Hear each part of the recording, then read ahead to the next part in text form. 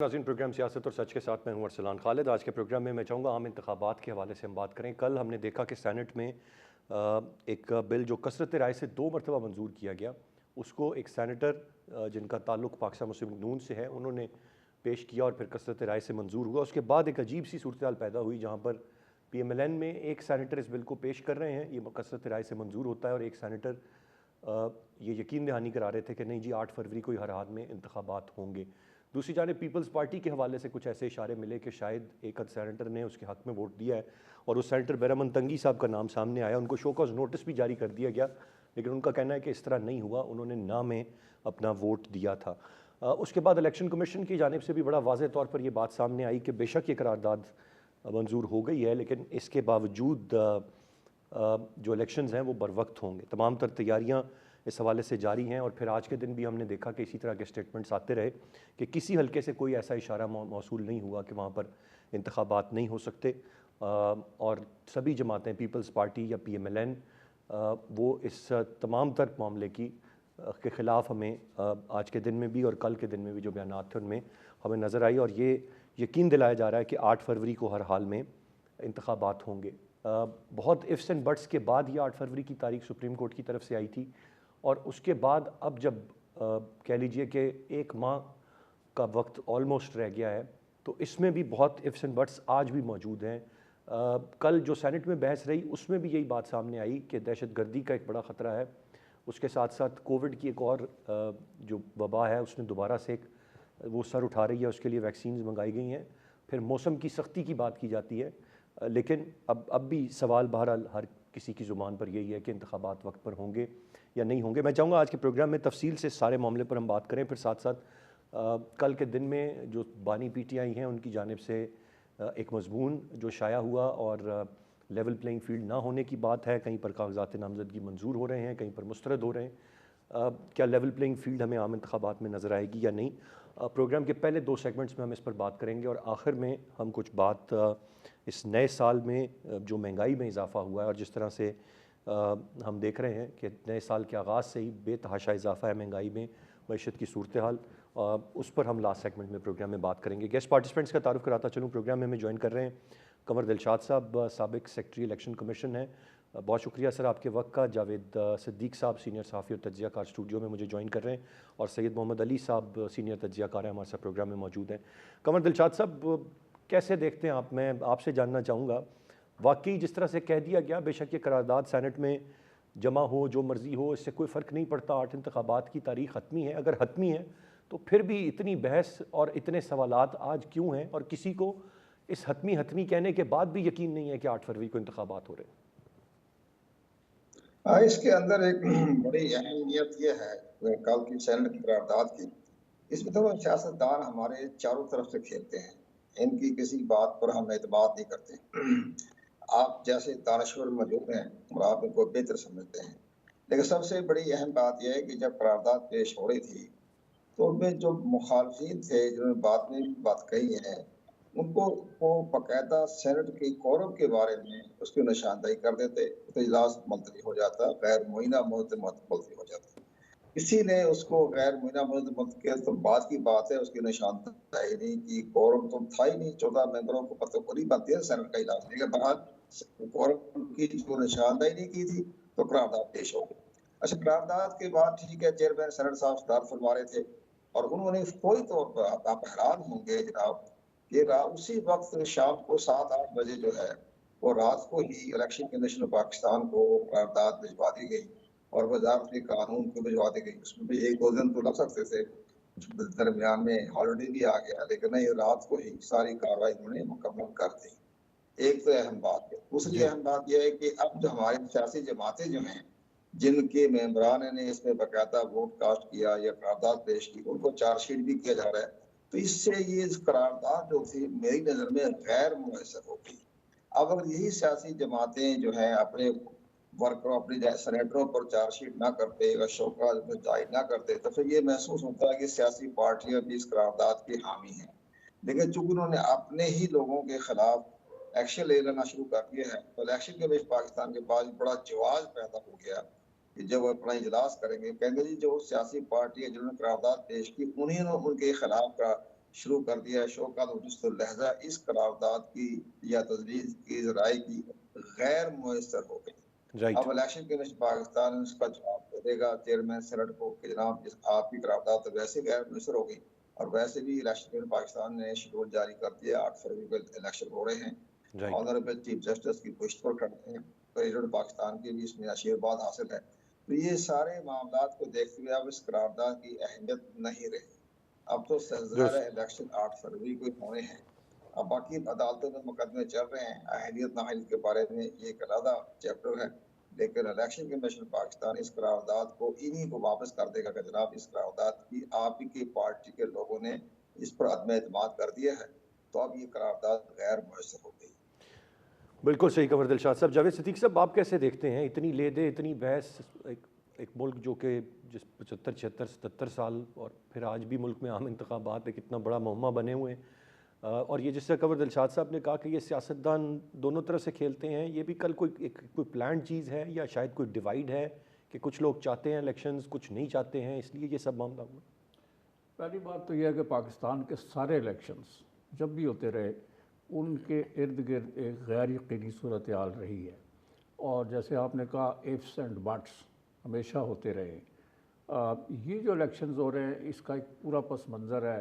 एक हुकूमत को हटाया गया through no vote of no confidence, फिर उसके ख़िलाफ़ एक स्टेट के लेवल पे बहुत सी कार्रवाइयाँ हुई, उसके सरबराह को जेल में डाल दिया गया, बहुत से उसके अरकान जो हैं वो मुकदमे भुगत रहे हैं, कुछ जेल में, उनकी कुछ की ज़मानतें हो रही हैं, कुछ के कागजात नामजदगी जो हैं वो मुस्तरद किए गए, फिर कुछ मंजूर कर लिए गए। एक ऐसा माहौल है जिसमें कि, और आपको ये भी आप जानते हैं कि जब भी इलेक्शंस होते हैं तो एक माहौल होता है। हमने जो देखा वो ये कि सड़कों पे जलसे जुलूस हो रहे हैं, लोग बड़ी खुशी से पार्टिसिपेट कर रहे हैं इलेक्शनियरिंग में, इलेक्शन प्रोसेस में, वो हमें नज़र नहीं आता। और इस वक्त जो सबसे बड़ी कंटेंडर है पावर के लिए, मुस्लिम लीग नून ख़ास तौर पे, उसके कैंप में हमें बिल्कुल एक पुरअसरार खामोशी नज़र आती है। ये भी कई सवालात को जन्म दे रही है ये चीज़। मैं समझता हूँ कि इस सारी सूरत हाल में, और ये कि इस सारे खेल के पीछे कोई और ताकत है, एक ये भी नज़रिया गर्दिश कर रहा है कि शायद ये जो करारदाद जिसका आपने ज़िक्र किया सेनेट में, इसके पीछे कोई और चेहरे मौजूद हैं जो नादीदा हैं, देखे नहीं जा सकते, लेकिन शायद उन्होंने कराई है। तो ये एक गैर यकीनी सूरत हाल इस वक्त पैदा करना कौम के हक़ में नहीं है, मुल्क के हक़ में नहीं है। अच्छा, वो जो आपने जावेद सिद्दीकी साहब बात की, कुछ ऐसे चेहरे जो नज़र नहीं आ रहे, लेकिन वो असर रसूख अगर इतना रखते हैं तो इतनी समझबूझ भी रखते होंगे कि बेशक ये एतराज़ात ना उठते या शो कॉज नोटिस ना जारी होते, ये करारदाद कसरत राय से 2 मरतबा मंजूर हो जाती, पॉलिटिकल पार्टीज़ कह भी देती इनकी फिर भी कोई वैल्यू नहीं थी, इलेक्शन फिर भी 8 फरवरी को इलेक्शन कमीशन ने कराने थे, तो फिर वो चेहरे जो नज़र नहीं आ रहे, जो इतना इन्फ्लुएंस रखते हैं, क्या समझबूझ नहीं रख पा रहे थे कि ये एक्शन लिया उन्होंने? शायद वो कहते हैं ना कि एक बैलून जो होते हैं, बाज़ औक़ात ट्रायल बैलून होता है, देखने के लिए कि क्या मिजाज है, क्या होगा, क्या लोग पार्टियों की अक्सरियत जो है इसके हक़ में वोट देगी या नहीं, या इसको रिजेक्ट करेंगे। ये भी कभी कभार होता है, वाटर टेस्टिंग होती है। राइट। तो इसलिए मैं समझता हूँ कि उनको ये पॉलिटिकल पार्टीज़ की तरफ से, जो मेजर पॉलिटिकल पार्टीज़ जो कंटेंडर हैं इस इलेक्शन में, उन्होंने वाजे कर दिया है कि वो इलेक्शंस की पोस्टपोनमेंट नहीं चाहती। 1-2 पार्टीज़ हैं जो कि ओपनली कह रही है कि सर्दी का मौसम है, बर्फबारी है, उनके वोटर्स के ऊपर, उनके जो लीडर्स इलेक्शन लड़ रहे हैं उन पर टेररिज्म का ख़तरा है, दहशतगर्दी का ख़तरा, इस तरह की बातें हैं, लेकिन ये कोई जवाज़ नहीं बन सकता। दूसरी बात यह है कि मौसम को आप इसलिए नहीं कह सकते कि पाकिस्तान में फरवरी में बहुत ज़्यादा इलेक्शंस हुए हैं, कम से कम 4 इलेक्शंस फरवरी में हो चुके हैं। 97 का जो इलेक्शन था, 1997 का, इसमें नवाज शरीफ 2/3 मेजॉरिटी लेके आए थे, वो भी फरवरी में था। और इसके अलावा जुल्फ़िकार अली भुट्टो ने जो 77 में इलेक्शन कराया था वो मार्च में था। तो सर्दियों के मौसम में इलेक्शंस होते रहे हैं, इसलिए ये कहना कि ये सर्दी है और इलेक्शन पोस्टपोन कर दिए जाएँ, ये असल में 2008 का भी इसी टाइम के अराउंड था कुछ। बिल्कुल। तो मैं समझता हूँ कि जो ये पार्टियाँ ये कह रही हैं, मुझे लग रहा है कि उनको खदशा है या डर है कि शायद वोटर उनके हक़ में वोट न डालें, तो वो चाहते हैं कि इसको पोस्टपोन कर दिया जाए। सैयद मोहम्मद अली साहब, आप कैसे देख रहे हैं इस सारे मामले को, जो कुछ कल हुआ? ये ऐसे ही हो गया, ये कोई एक सोची समझी एक चीज़ थी, इससे कुछ हासिल वसूल हुआ, या ये जिस तरह से अभी जावेद सदीक साहब ने कहा कि वाटर टेस्टिंग या एक एक चीज़ बस कोशिशें की गई देखने के लिए कि क्या रद्दमल आता है, वो देख लिया गया? देखिए, इलेक्शन कब होने चाहिए या कब होंगे, इस सवाल के एक जामिया और हकीकत पसंदाना अंदाज में अगर देखा जाए तो 5 पहलू हैं जिनको आपको साइमल्टेनियसली कंसिडर करना चाहिए। पहली बात जो है वो उसूली है, आइनी है, इखलाकी है, नज़रियाती है कि जनाब जो आइन में मियाद मुतय्यन है या जो सुप्रीम कोर्ट ने कहा है उसी डेट पे हो जाने चाहिए। ये एक उसूली और नज़रियाती और आइनी मामला है। दूसरी बात सियासी हकीकत क्या है, जिस तरह जावेद साहब हमारे सीनियर हैं, उन्होंने बिल्कुल सही कहा कि इट्स वेरी सिंपल कि जो जमातें जो हैं वो इलेक्शन के लिए अपने आप को तैयार नहीं समझती हैं या उनको ये खदशा है कि इलेक्शन के रिजल्ट उनके मफादात के मुताबिक नहीं आएंगे, तो वो यकीनन नहीं चाहेंगी कि इलेक्शन हो।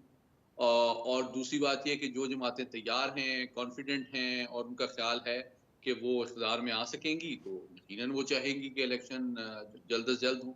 इसमें तो कोई ऐसी बात लेकिन नहीं है। ये मोहम्मद सियासी अली साहब, पहलू है। इस वक्त कौन सी तीसरा जमात पहलू, आपको पूरी तरह से एक कॉन्फिडेंट एक नज़र आ सेकंड, रही है? मैं दो बताना चाहता हूँ जो इससे ज़्यादा इम्पोर्टेंट है।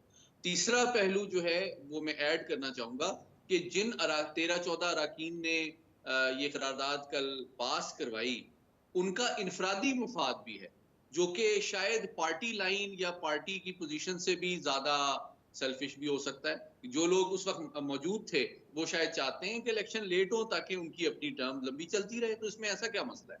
ये उनका इनफरादी मफाद बाज़ दफ़ा पार्टी मफाद से आगे भी चला जाता है, कोई ऐसी बात नहीं है। चौथा मामला जो है वो बुनियादी तौर पे इस वक्त की जो इंटरिम गवर्नमेंट की इसमें क्या पोजीशन है। मेरी कल मुलाकात भी हुई एक इंटरिम फेडरल मिनिस्टर से भी, और कल मुर्तज़ा सोलंकी साहब ने भी फ्लोर पे कहा और वज़ीर आज़म साहब ने भी उसकी तायद की कि इंटरिम गवर्नमेंट जो है उन्होंने इस करारदाद की फॉर्मली बाज़ाब्ता तौर पे मुखालफत की है। मतलब है कि वो भी इलेक्शन कमीशन और आला अदलिया का जो वर्डिक्ट है उसके साथ खड़े हुए हैं। राइट। और आखिरी जो पहलू है वो इलेक्शन कमीशन का है कि इलेक्शन कमीशन भी बिल्कुल वाज़ेह कल अपनी पोजीशन कर चुका है।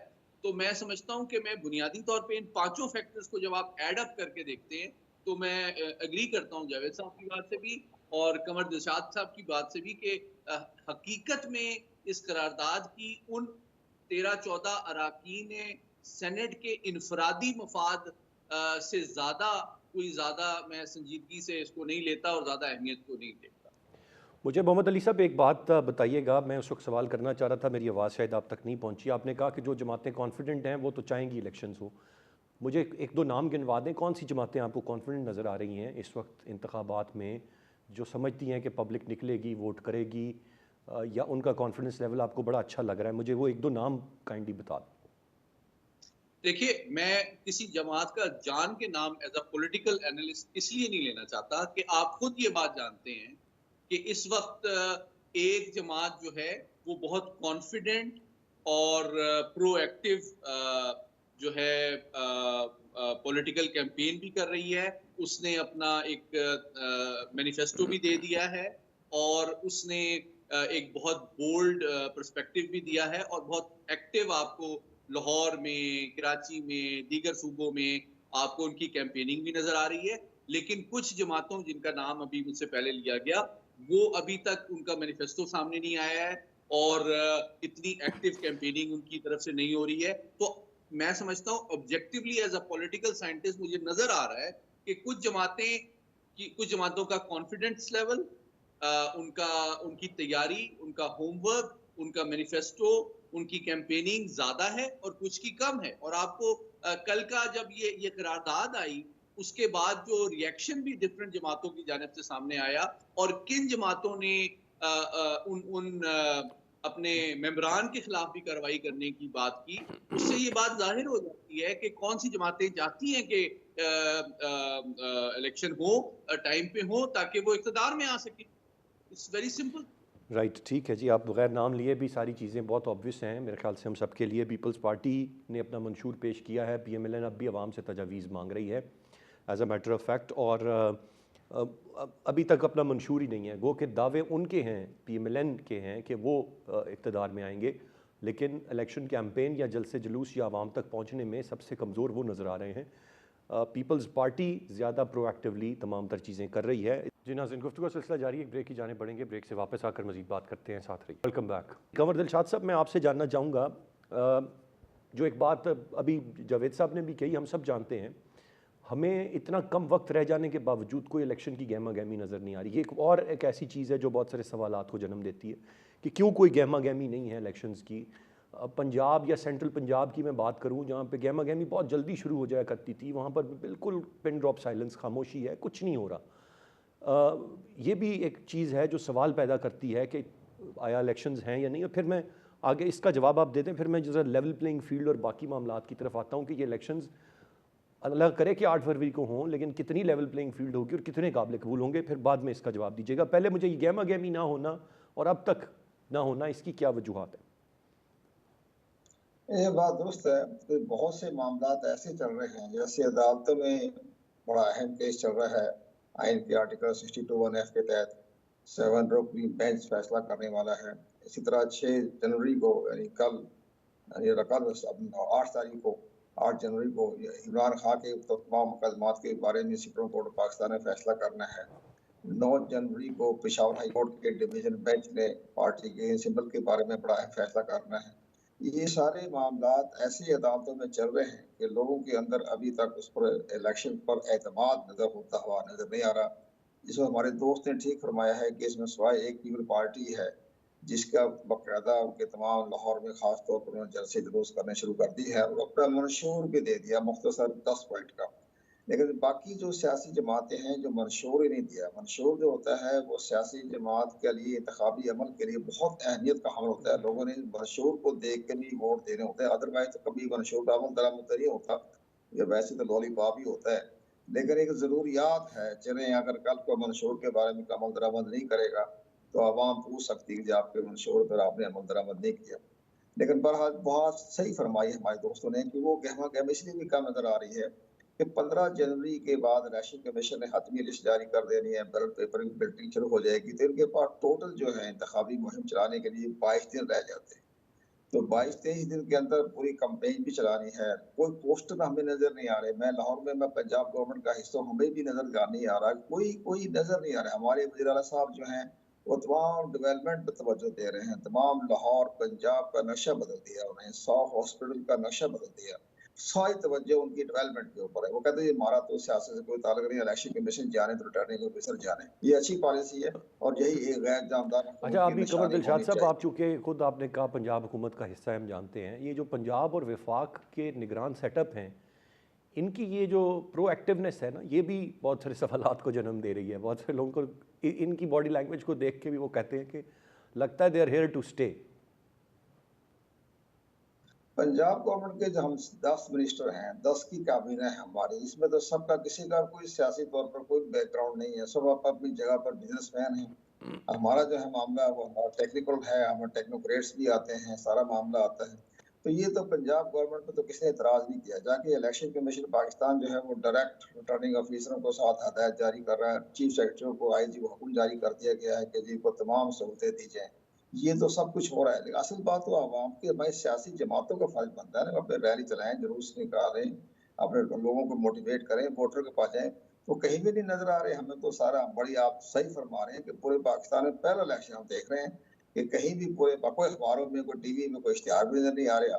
वरना इन दिनों में तो पूरे अखबार की फुल पेज जो है वो अखबार में जो सियासी पार्टी दिया करते थे, आपके टीवी चैनलों पर इश्तिहार आते थे, वो भी नजर नहीं आ रहे। तो लेकिन ये अच्छा। कुछ क्या सराइयाँ भी होगी, कुछ अदालतों में केस भी चल रहे हैं कि अभी क्या होना है। PTI का भी मुकदमा चल रहा है, सिंबल का मामला चल रहा है। ये सारे मामला 10 जनवरी को खत्म हो जाएंगे। हमारी एक और बड़ी अहम बात है कि हमारे रिटर्निंग ऑफिसर ने कागजात नामजदगी करते वक्त जो वो इंतहाई लापरवाही का मुजाहरा किया। ठीक है, मैं पंजाब गवर्नमेंट का हिस्सा हूँ, इससे इस पॉलिसी से कोई फर्क नहीं पड़ता। हम अपनी टेक्निकल राय दे रहे हैं, अपनी इलेक्शन की राय दे रहे हैं। उन्होंने जो फैसला करते हुए अपने विजडम में इख्तियार नहीं किया। छोटे-छोटे लिखा हुआ इलेक्शन एक्ट में कि आपने कोई बहुत बड़ा कोई सबस्टेशनल मामला हो जाए तो आप उस पर एक्शन ले सकते हैं, अदरवाइज तो इग्नोर करते हैं। आइडेंटिटी कार्ड पे सीरियल नंबर नहीं है, इलेक्टोरल पे सीरियल नंबर नहीं है, इसी तरह से और एक्सपायर शुदा आइडेंटिटी कार्ड है, उसको भी आप एक्सेप्ट करना पड़ेगा। इन्होंने इसे देखी ही नहीं, उन्होंने आंखें बंद करके साहब के पेपर रिजेक्ट कर दिए। अब उनको अब हमारी जो इलेक्शन ट्रिब्यूनल है उनको तमाम फैसले रिवर्स कर रहे हैं। तो अब तो इस एडमिनिस्ट्रेशन के जो रिटर्निंग ऑफिसरों को एहसास होना चाहिए, ये है आपकी विजडम।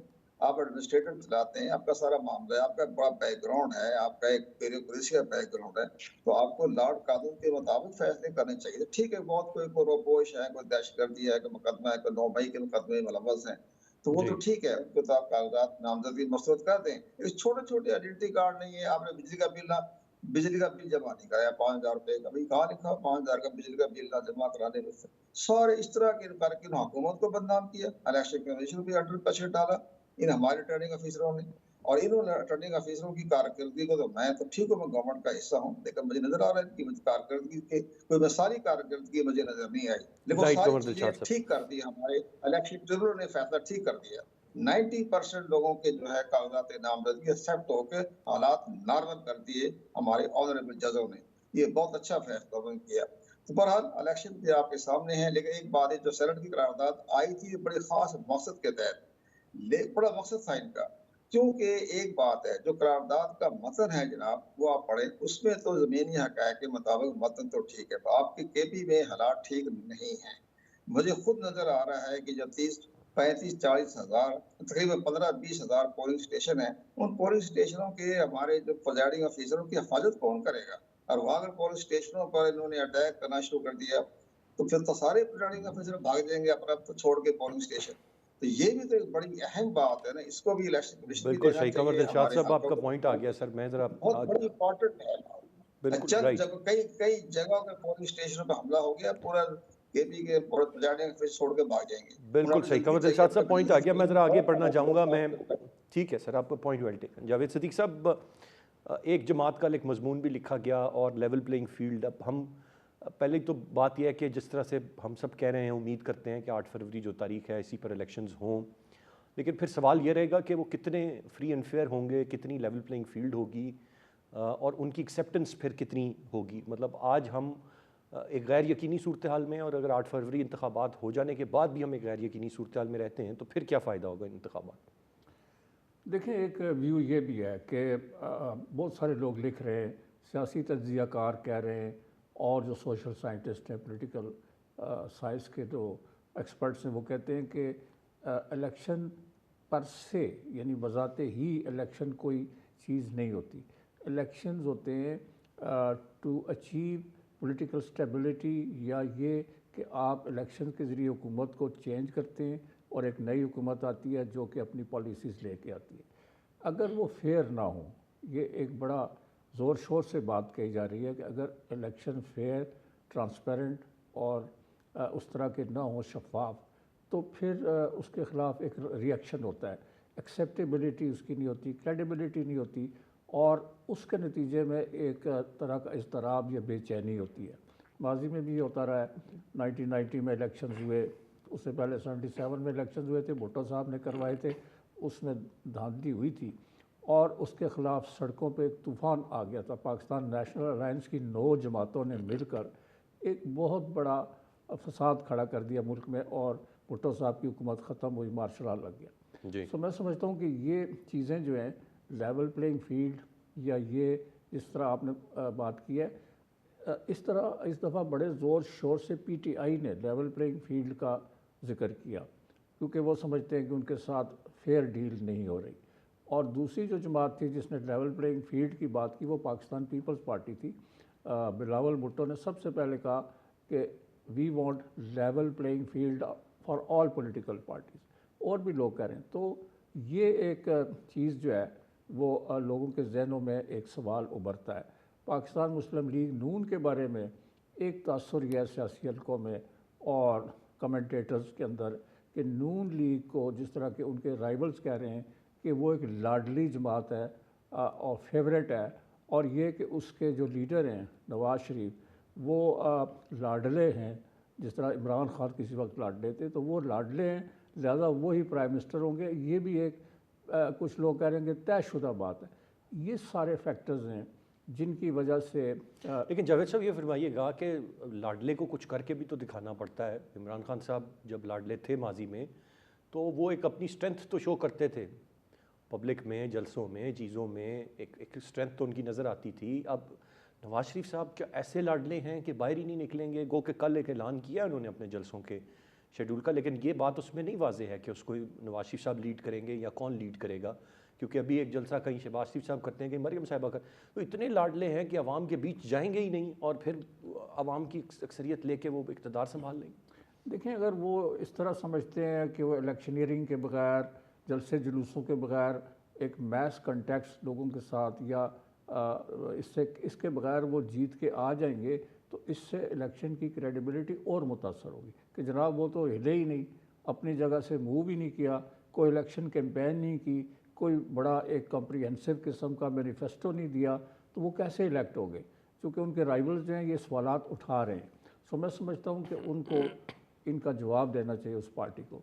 वो तो ये कहते हैं कि हम अपनी मकबूलियत की बुनियाद पर जीतेंगे। हमारे साथ नाइंसाफ़ी हुई थी, हमें 2018 में एक गलत तरीके से, गैर आइनी और गैर कानूनी तरीके से हमें निकाला गया हुकूमत से।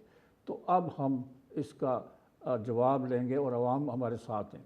सो मैं समझता हूँ कि ये उनकी जो पॉलिसी है, ये उनके लिए ख़ुद खदशात और सवालात उठा रही है। मिसाल के तौर पे अगर आप कैंपेन नहीं करते, आप लोगों से नहीं मिलते, आप मैनिफेस्टो नहीं देते और गोल मोल बातें करते हैं, तो लोग कहेंगे कि ये क्या जी, इन्होंने तो कुछ नहीं किया और फिर they have come back into power. ये इश्यूज़ हैं और उनको नून लीग को इसका जवाब तलाश करना होगा, वरना इलेक्शन की क्रेडिबिलिटी ख़त्म हो जाएगी और एक नया फसाद खड़ा होगा, एक नई शोरश बरपा होगी। मैं समझता हूँ कि इस वक्त पाकिस्तान अफोर्ड नहीं कर सकता। इसकी वजह यह है कि सिक्योरिटी का बहुत बड़ा चैलेंज है पाकिस्तान के लिए।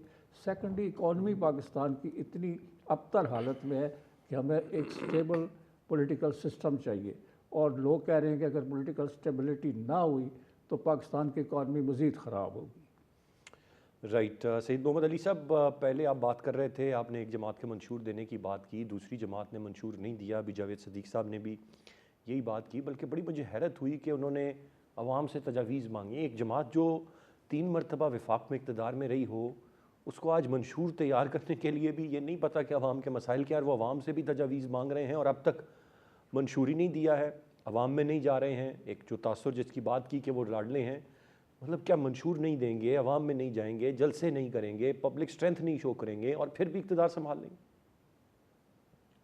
मैं जावेद साहब हमारे सीनियर हैं, मैं उनसे इत्तेफाक करता हूँ कि पॉलिटिकल साइंटिस्ट के तौर पे अगर देखा जाए इन दोनों बड़ी पार्टीज़ की जो सियासी हिकमत अमली और सियासी तैयारी है और जो सियासी बयानिया है, तो बिल्कुल गैर जानबदाराना अंदाज में अगर देखा जाए, तो इसका मैंने पहले भी गुजारिश की कि आपको पीपल्स पार्टी का होमवर्क भी ज़्यादा नज़र आ रहा है, तैयारी भी ज़्यादा नज़र आ रही है, प्रोएक्टिव भी है, अवाम से रब्ता भी कर रहे हैं, कैंपेनिंग भी कर रहे हैं, मैनिफेस्टो भी दे दिया है और उनका जो नैरेटिव भी है वो काफ़ी बोल्ड नैरेटिव है।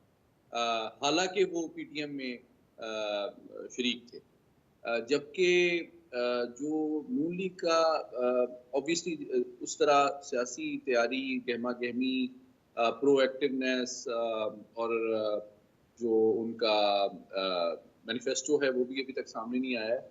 और सबसे बड़ी बात ये है कि उनका जो आपका बुनियादी सवाल था जावेद साहब से भी, वो ये कि आपका जो बयानिया है या जो आपका मैनिफेस्टो है, उसमें आप अवाम को क्या ऑफर कर रहे हैं? आप अवाम के मसाइल का हल ऑफर कर रहे हैं या सिर्फ अपना पुराना ग्रीवेंस आप शेयर कर रहे हैं कि जी मेरे साथ ज्यादती हुई थी और मुझे निकाल दिया, हालांकि मुझे नहीं निकालना चाहिए। भाई आपका ग्रीवेंस तो है, इसमें कोई शक नहीं है, लेकिन आपके ग्रीवेंस जो है अवाम के सियासी, माशी और दीगर मसाइल का हल तो नहीं है ना। तो आपने अपने ग्रीवेंस को एक प्रैक्टिकल, रियलिस्टिक, टाइमली और कम्प्रीहेंसिव मैनिफेस्टो के साथ अगर मैरी नहीं किया है, तो सिर्फ ग्रीवेंस की बुनियाद पे मेरे ख्याल में ये तवक्को करना कि इस्टेब्लिशमेंट की गुडविल के साथ आप इलेक्ट हो जाएंगे, एक इतने सीनियर और मैच्योर सियासतदान से मैं ये मतलब मेरे लिए थोड़ा सा ये हैरानगी का बायस है। कि बंदे का जो तजुर्बा होता है और जो सियासी बसीरत होती है उसके तहत आपका जो ग्रीवेंस का नैरेटिव है वो उसमें वजन है, कोई शक नहीं है। लेकिन साथ ही साथ इस वक्त अवाम के जो मसाइल हैं, महंगाई का, गुर्बत का, अनएम्प्लॉयमेंट का, दीगर जो मामलात हैं, उनका आपने एक प्रैक्टिकल, टाइमली, कम्प्रिहेंसिव हल पेश करना है अपनी जमात के मफादात और नज़रियात के मुताबिक, जो कि पीपल्स पार्टी या किसी और जमात के मुकाबले में ज़्यादा अट्रैक्टिव और रियलिस्टिक होना चाहिए, तभी आपको अवाम का वोट मिलेगा। और वो मैं यकीन आपसे एग्री करता हूँ कि इतने कम टाइम में प्रैक्टिकली महीना रह गया है, अभी तक ये चीज़ों का सामने ना आना मेरे लिए बाइश हैरत भी है और किसी हद तक बाइश सर एक तशवीश भी। कमेंट ज़रा मोहम्मद अली साहब लेवल प्लेइंग फील्ड पे भी कर दें। पीटीआई जो एक जमात है उसका क्या मुस्तकबिल आपको नज़र आ रहा है और उसके क्या एतराज़ात मुतवक्के तौर पर हो सकते हैं 8 फरवरी के बाद? देखिए, उनके एतराज़ात तो हैं, इसमें तो कोई शक नहीं है, आपने जिस आर्टिकल का भी हवाला दिया। लेकिन मैं इसको बिल्कुल गैर जज़्बाती अंदाज़ में सियासी और कानूनी मामलात को अलग करके देखें, अगर आप सुप्रीम कोर्ट में जाके एक सियासी बयानिया देंगे, तो उससे आपकी सुनवाई नहीं। और दूसरी बात ये है कि जो कानूनी मामलात हैं, उनको कानूनी तौर पे तय करना चाहिए। मुझे इस पार्टी की जो हिकमत अमली है, उससे इख्तलाफ है एक पॉलिटिकल साइंटिस्ट के तौर पे 3 एतबार से। पहली बात ये है कि आप सियासी बयानिए के ज़रिए अपना अदालतों से तो रिलीफ नहीं ले सकते और सियासी दबाव डाल के भी नहीं ले सकते। दूसरी बात ये है कि अगर ये पार्टी पाकिस्तान के साथ मुखलिस है और पाकिस्तान की तरक्की और खुशहाली अवाम की वाकई चाहती है, तो खुद इसके इंटरेस्ट में ये है कि जो लोग 9 मई में मुलव्विस हैं, उनको आइडेंटिफाई करके उनको अपने आप से दूर किया जाए और अवाम की और नहीं, लेकिन एस्टेब्लिशमेंट की मोहम्मद अली साहब गुडविल और कल का ट्रस्ट को जो जाए आर्टिकल कि जिसकी आपने जनाब भी हमारे तज़किरा किया उसमें तो वो वाज़ेह तौर पर उसको एक प्रोपेगेंडा 9 मई को कह रहे हैं ना, तो अभी तक बानी तहरीक इंसाफ ही नहीं ऑन कर रहे 9 मई को, या वो नहीं, कहते हैं ये तो देखिए उनके ये खिलाफ। ये ये जो बात है कि वो उसको प्रोपेगेंडा कह रहे हैं, ये तो एक सियासी बयान है ना, ये तो एक हम्म, नैरेटिव है। हम्म, लेकिन मैं कह ये रहा हूँ कि अगर वो एस्टेब्लिशमेंट और अवाम दोनों का एतमाद चाहती हैं, तो मैं एक पॉलिटिकल एनालिस्ट के तौर पे राइट। ये कह रहा हूँ कि उनके लिए ज़्यादा बेहतर ये होता कि वो कहते हैं कि जनाब ड्यू प्रोसेस में अगर हम बेगुनाह हैं, तो आप ड्यू इन्वेस्टिगेट करें, अदालत में उनको डिफेंड ना करें, बल्कि उनको साबित करने दें कि वो बेगुनाह हैं। और फिर वो बिल्कुल तमाम मामलात से बरी होके जो है वो अवाम की पॉपुलैरिटी की बेसिस पे री-इलेक्ट हो। लेकिन अगर आप जो लोग उसमें इन्वॉल्व हैं, उनको भी सियासी और लीगली प्रोटेक्ट करने की कोशिश करेंगे, तो ना एस्टेब्लिशमेंट आपको ट्रस्ट करेगी, ना आप अवाम में अपनी सिर्फ पॉपुलैरिटी की बेसिस पे दोबारा आ सकते हैं। राइट। मैं सईद नहीं मोहम्मद अली समझता। साहब आपका पॉइंट आ गया। मैं तीनों रिस्पेक्टेबल गेस्ट का बहुत बहुत शुक्रिया अदा करना चाहूँगा। एक ब्रेक की जानिब यहाँ पर बढ़ूँगा। ब्रेक से वापस आकर हम कुछ माहिर माशियात से इस वक्त जो मईशत की सूरत हाल है उस पर राय लेंगे। शाहिद हसन सिद्दीकी साहब हमें ज्वाइन करेंगे। महंगाई में पहले ही हफ्ते में इजाफा 42.86% महंगाई इस वक्त हो गई है पाकिस्तान में। बहुत अलार्मिंग फिगर्स हैं ये। क्या वजूहात हैं और चीज़ें बेहतर कैसे हो सकती हैं, ब्रेक के बाद इस पर बात करेंगे साथ। जी वेलकम बैक। इस सेगमेंट में हम कुछ बात करेंगे इस वक्त जो महंगाई की सूरत हाल है और नए साल का ये पहला हफ्ता और महंगाई 42.86% तक को पहुँच चुकी है। जो इतलात है 19 ऐसी अशिया ज़रूरियाँ हैं जो कि महंगी हुई हैं इस पहले हफ्ते में। साथ साथ मुल्क में अगर फ़ी तोला सोने की कीमत की बात की जाए उसमें हमें इजाफा नज़र आ रहा है। स्टॉक मार्केट में मंदी है, कारोबार का मनफी रुझान है। बहरहाल जो ज़र मुबादला के ज़खायर हैं उनमें इतलात ये हैं कि 40 करोड़ 40 लाख डॉलर का इजाफा हुआ है। तो ये इस वक्त की एक मजमूई सूरत हाल है। मईशत पर हम गाय बगाए बात करते रहते हैं। महंगाई एक आम आदमी का मसला है और किस तरीके से मईशत बेहतर हो सकती है, इन हालात से कैसे नबर्द आज़मा हुआ जा सकता है। मैं चाहूँगा ज़रा हम कुछ इस मामले पर बात करें जब हम इंतखाबात की जानिब बढ़ रहे हैं और अब 1 महीने का वक्त ऑलमोस्ट रह गया है। इस सारे मामले पर बात करने के लिए शाहिद हसन सिद्दीकी साहब माहिर माशियात हैं, प्रोग्राम में ज्वाइन कर रहे हैं। वेलकम कहूँगा सर। सिद्दीकी साहब कैसे देखते हैं नए साल और मज़ीद महंगाई और मज़ीद इजाफ़ा, और ये रिकॉर्ड इजाफ़ा है 42-43% का सर, इसको कहीं ब्रेक लगनी है या ये फिगर्स इसी तरह से बढ़ते जाएंगे? जी बहुत शुक्रिया आपका। देखिए महंगाई की जो ऊंची शरह होती है ये आवाम के ऊपर एक जालिमाना टैक्स है। यानी एक तो टैक्सों का जालिमाना निज़ाम है ही, दूसरा जुल्म ये करते हैं कि महंगाई बढ़ा देते हैं। तो आपके जो लोग प्रोग्राम देख रहे हैं, मैं उनको ये बताना चाहता हूँ कि इस्लामी जमहूरिया पाकिस्तान में इस वक्त जो महंगाई हुकूमत के मुताबिक है, वो 9 गुना ज़्यादा है श्रीलंका से, जो डिफ़ॉल्ट कर रहा था उससे 9 गुना है, और भारत और दूसरे मुल्कों के मुकाबले में 5 से 6 गुना है। जबकि हमारी मईशत की शरह नमू जो है कुछ पड़ोसी मुल्कों से की 1/3 है, जिसकी वजह से गुर्बत भी बढ़ रही है और बेरोज़गारी भी बढ़ रही है। हमारी फीकस आमदनी बांग्लादेश और भारत से भी कम है। इसका मतलब ये कि अवाम को दोनों मुख्तलिफ तरीक़ों से कुचला जा रहा है। एक तरफ महंगाई है, दूसरी तरफ बेरोज़गारी है, तीसरी तरफ मईशत तरक्की नहीं कर रही, चौथी तरफ बिजली, पेट्रोल और गैस के नर्ख जो है बढ़ाए जाते रहे हैं। रुपए की कदर काफ़ी तेज़ी से गिरी है और उसकी वजह से जो है ना इम्पोर्ट्स महंगी हुई, उसका बोझ अवाम पे चला गया। राइट। फिर तालीम का बजट कम किया है इस हुकूमत ने भी और पिछली हुकूमतों ने भी। तो अगर मेरे मुल्क के 25 मिलियन बच्चे स्कूल नहीं जा रहे, जबकि आईन पाकिस्तान की 25A ये कहता है कि 5 साल से 16 साल के हर बच्चे को स्कूल जाना है, लाजमी और मुफ्त। तो ये भी तो कानून आईन है।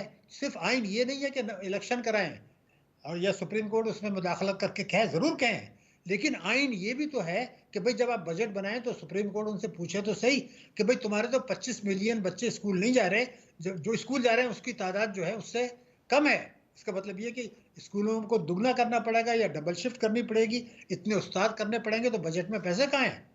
तो क्या हम ये कहना चाह रहे हैं कि 2080 तक भी हमारे बच्चे स्कूल नहीं जा रहे होंगे और हम आइन को कुचलते रहेंगे अवाम?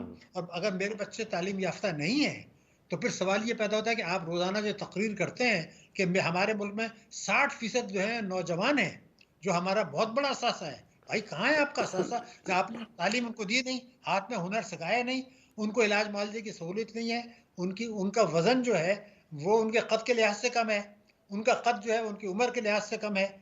तो वो तो बेचारे आपकी लाइबिलिटी हैं। वो तो आप क्या, जब ना हुनर है, ना तालीम है, ना पैसा है, ना सेहत है, ना मुनासिब ग़िज़ा है, ना पीने का साफ पानी है, तो ये तो लाइबिलिटी होंगे आपके लिए। तो मैं ये कह रहा हूँ कि किसी वक्त संजीदगी से हमारी कौम, और आजकल बहुत सारे इख्तियारात जो हैं SIFC के पास आ गए हैं, आपके बिल में है, हर चीज़ में वो बात कर रहे हैं। तो किसी मीटिंग में ये भी तो बात कर लें कि भाई जब मईशत अक़वाम मुत्तहिदा का ये कहना है कि अगले साल पाकिस्तान 2024 में हमारी मईशत 2% ग्रो करेगी, 2%। 1980 से 2018 तक जो है वो 4.7%, यानी आधी से भी कम।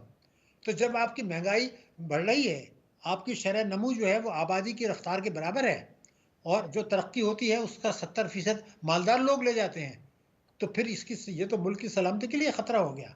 मुल्क में कर्ज़ों का बोझ बढ़ेगा, महंगाई की शरह ऊँची है, और जैसे मैंने आपसे बताया ना कि इलाज मुआवजे की सहूलियात नहीं है, तो फिर ये इन लोगों का मुस्तकबिल क्या है?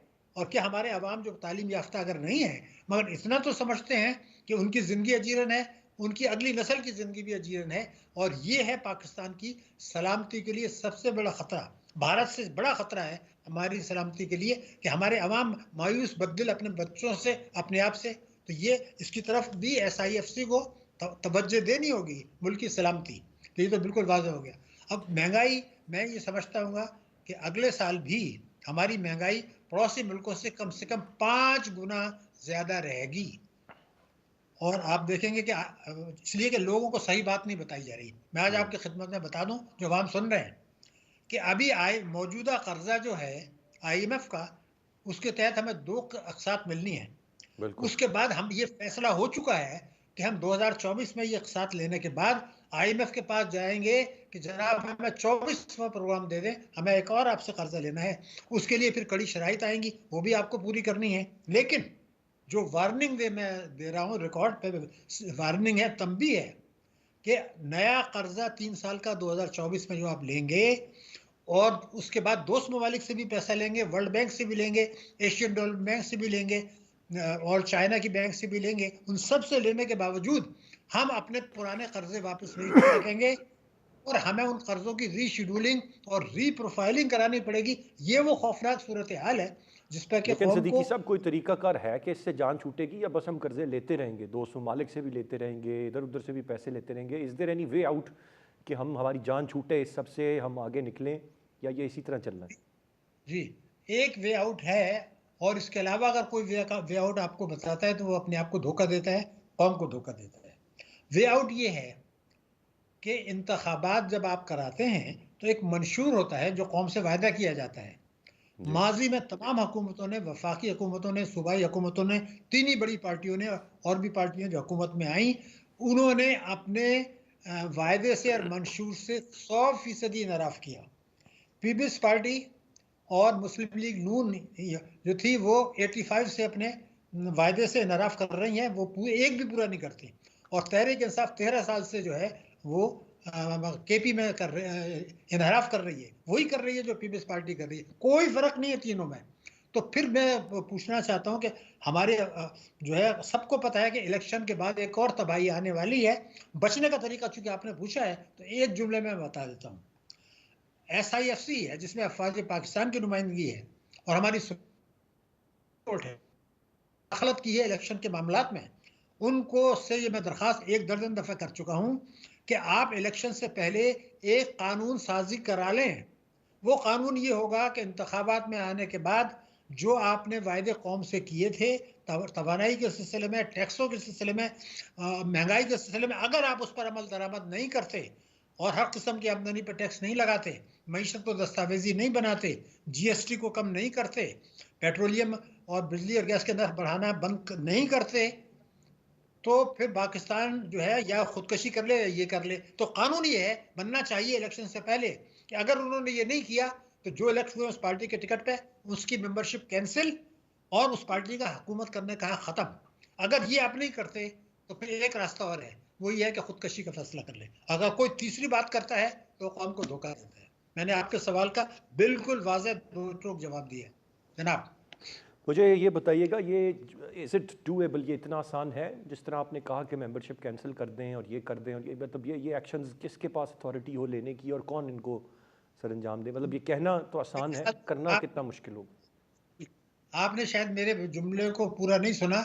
मैंने ये कहा था कि इंतखाबात से पहले ये कानून साजी हो जानी चाहिए और ये जिम्मेदारी है सुप्रीम कोर्ट ऑफ पाकिस्तान की, ये जिम्मेदारी है SIFC की, जिसमें सिद्दीकी साहब, अफवाज कानून साजी तो पार्लियामान पाकिस्तान। ने करनी है, इस वक्त केयर टेकर सेटअप है, तो इंतखाबात से पहले कानून साजी किस तरह से हो सकती है, कौन करे? मैं यही तो मैं जानना आपसे चाह रहा हूँ आपसे। कहता हूं कि कानून साजी इस तरह से होगी कि सुप्रीम कोर्ट ने बहुत सारे फैसले कानून साजी के नहीं किए कि आपके ख्याल से उन्होंने नहीं किया कि जो फला तारीख को इलेक्शन करा लें। तो वो ये अगर सुप्रीम कोर्ट ये कहे कि इलेक्शन तो मकसद नहीं है मेरा कराना, मकसद तो ये है कि इलेक्शन के जरिए जो नुमाइंदे आए वो अपने वायदे को पूरा करें। अगर वो वायदे को वायदा खिलाफी करते हैं तो वो तो 162 रुपये लग जाएगा, उनकी तो मेंबरशिप खत्म है।